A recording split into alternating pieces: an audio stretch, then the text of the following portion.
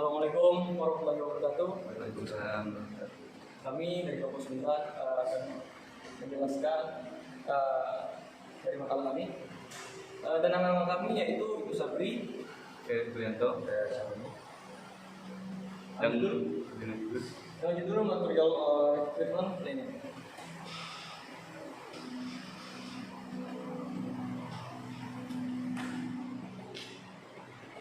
Oke, material recruitment planning yaitu rencana kebutuhan material dapat definisikan sebagai suatu teknik atau set prosedur yang sistematis untuk menentukan kuantitas serta waktu dalam proses perencanaan dan pengendalian item barang. Tujuan material recruitment planning yaitu secara umum meminimalkan persediaan, kedua komitmen yang realistis, tiga meningkatkan efisiensi. Dengan demikian terdapat beberapa hal yang dilakukan MRP yaitu menentukan kebutuhan pada saat yang tepat kapan pekerjaan harus selesai atau material harus tersedia agar jadwal induk produksi dapat terpenuhi. Selanjutnya menentukan kebutuhan minimal setiap item melalui sistem penjadwalan. Yang selanjutnya menentukan pelaksanaan rencana pemesanan, kapan pemesanan atau pembatalan pemesanan harus dilakukan. Selanjutnya menentukan penjadwalan ulang atau pembatalan atas suatu jadwal yang harus direncanakan didasarkan pada kapasitas yang ada. Yang C, ada kelebihan dan kelemahan material recruitment planning. Kelebihannya ada kemampuan membeli harga lebih kompetitif. Yang kedua, mengurangi harga penjualan. Yang ketiga, mengurangi inventory. Yang keempat, ada pelayanan pelanggan yang lebih baik. Sedangkan kelemahannya adalah problem utama penggunaan sistem adalah integrasi data. Jika terdapat data yang salah pada data persediaan, kemudian juga akan menghasilkan data yang salah. Masalah utama lainnya adalah MRP merupakan data spesifik berapa lama perusahaan menggunakan berbagai komponen dan produksi produk tertentu.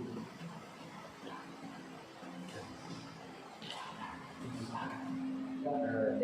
Input proses terbentuk material recruitment planning. 1. Input material recruitment planning. Input yang dibutuhkan dalam konsep MRP yaitu sebagai berikut. 1. Jadwal induk produksi atau master production schedule merupakan ringkasan schedule produksi yang menjadi untuk random data yang dirancang berdasarkan besaran pelanggan atau keamanan permintaan.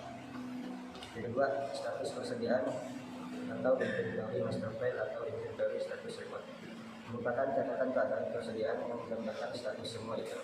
Yang mana adalah persediaan yang berkaitan dengan jumlah persediaan yang dimiliki pada setiap order. Kedua, jumlah barang yang sedang dipesan dan kapan pesanan tersebut akan datang. Tiga, lead time dari setiap bahan. Selanjutnya, struktur produk bill of material merupakan kaitan antara produk dengan komponen fungsinya yang memberikan informasi mengenai daftar komponen, campuran bahan, dan bahan baku yang diperlukan untuk membuat produk. Dua, proses material recruitment planning. Langkahnya dalam pemesanan MRP yaitu mapping, yaitu proses perhitungan.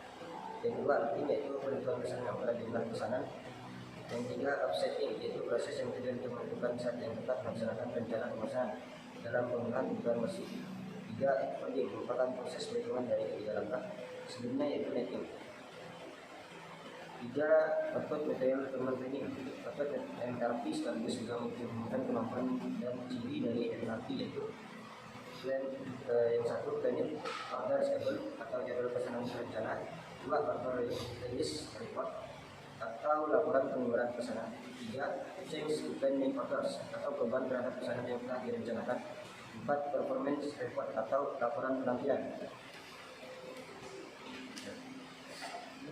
Sekian dari kami. Assalamualaikum warahmatullahi wabarakatuh. Waalaikumsalam warahmatullahi wabarakatuh. Selanjutnya saya akan memberikan contoh dari materi kami. Contohnya yaitu menyusun bill of material plan.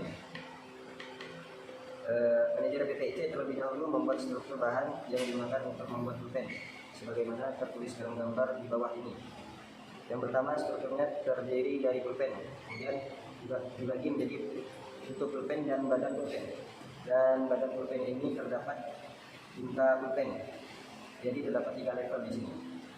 Dengan melihat struktur pohon produksi atau bill of material penyusun pulpen di atas, maka manajer PPIC bisa memahami bahan apa saja yang harus diproduksi atau dipesan untuk membuat sebuah pulpen. Sekian contoh dari saya. Dan ada 5 faktor yang menyebabkan kegagalan di dalam perusahaan.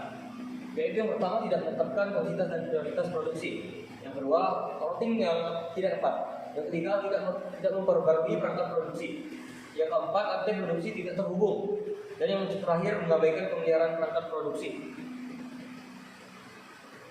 Dan penjelasan dari poin yang pertama,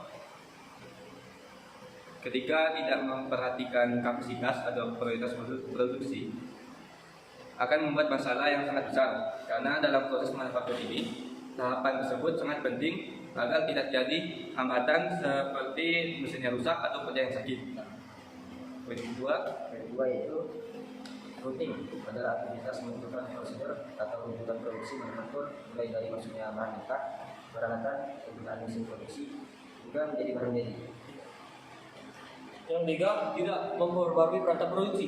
Salah satu faktor lainnya yang juga proses manufaktur adalah tidak memperbarui peralatan-peralatan yang sudah digunakan.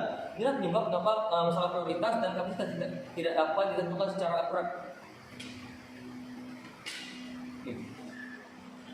Yang keempat adalah rantai produksi di atas hukum. Ketika bisnis mulai berkembang, pasti akan semakin sulit memantau proses produksi secara langsung.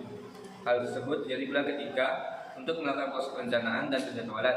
Jika sudah situasi di mana Anda tidak tahu bagaimana kondisi rantai produksi, tapi pesanan dari pelanggan yang kompleks sudah lanjut Anda konfirmasi. Selanjutnya, yang kelima, mengabaikan pemeliharaan perangkat produksi. Perangkat proses manufaktur yang telah sering perusahaan gunakan untuk menangani proses yang kompleks pasti akan berkurang performanya. Dan yang terakhir yaitu solusinya.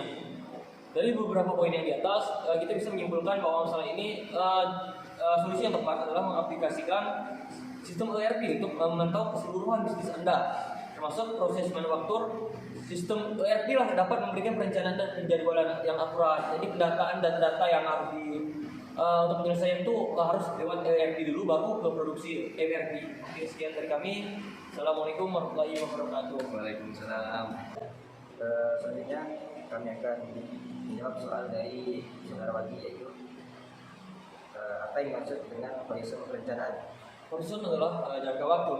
Proses perhitungan jumlah kebutuhan bersih untuk setiap periode selama horizon perencanaan, yang besarnya merupakan selisih antara kebutuhan kotor dan dengan jadwal penerimaan persediaan awal yang tersedia. Jadi dalam konsep produksi harus mempersiapkan dan memperhitungkan jumlah apa yang harus dikerjakan, apa yang harus diproduksi. Dan dari kami sekian, terima kasih.